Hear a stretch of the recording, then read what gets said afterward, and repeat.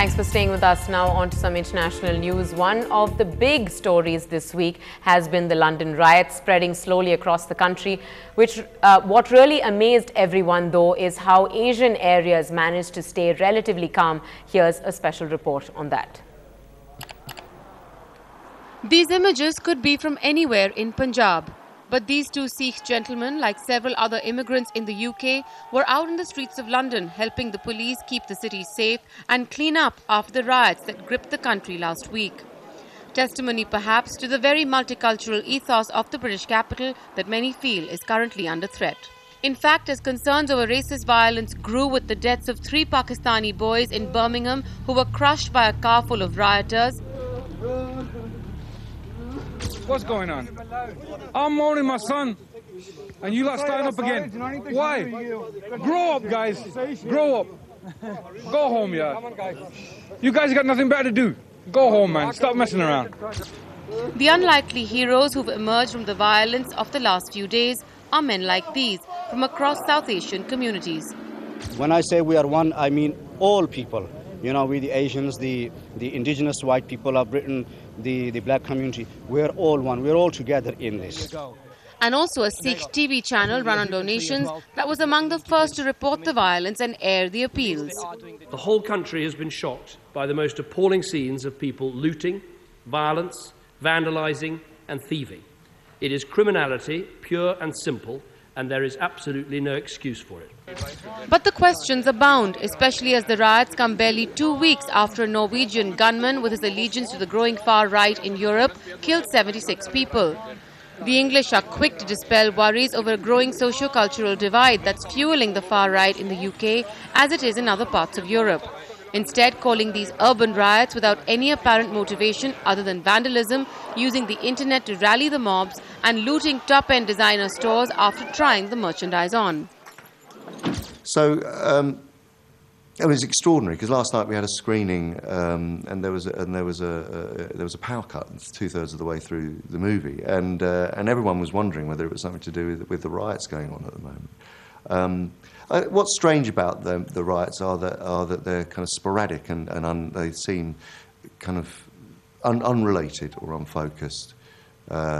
And they seem to be more about anger as opposed to a particular issue.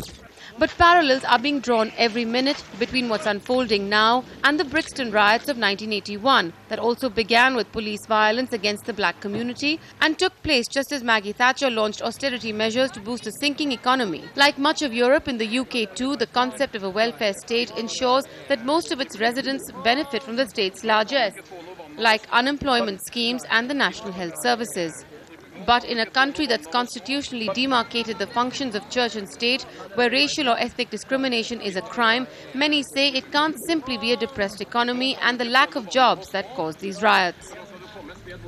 An editorial in the Guardian newspaper saying the riots have set back much of the work British communities have done in the decades since Brixton also says blaming the riots on individual wickedness, conspiracies or government spending cuts is too glib for such a complex issue. Both conspiracy and deprivation are part of the grim story, as is the cult of violence. As Londoners unite to clean up and the UK authorities try to stop the violence from spreading, the questions over what motivated these sustained riots remain. But in this climate of hate-mongering and economic depression that seems to have fallen over Europe, the answers need to come quickly. An NDTV Bureau report.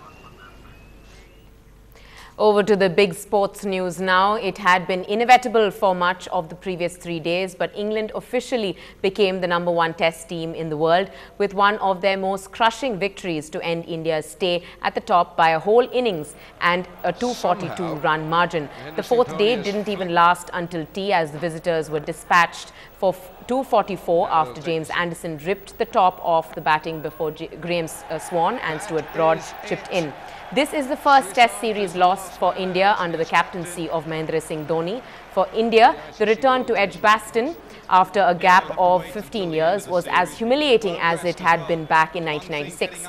The visitors lost for the 5th time in 6 tests at this venue where there was no dearth of support for them. Many would say it was only a convincing performance that they really lacked.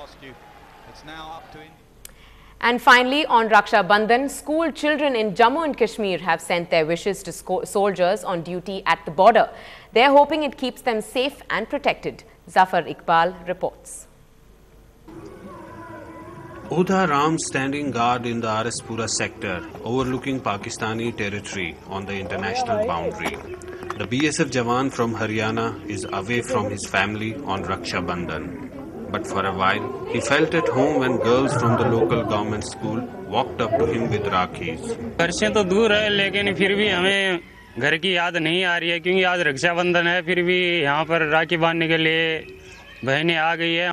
These Rakhis have been sent by school children from across the state as a token of love to the men guarding the border, and girls from the local schools did their bit.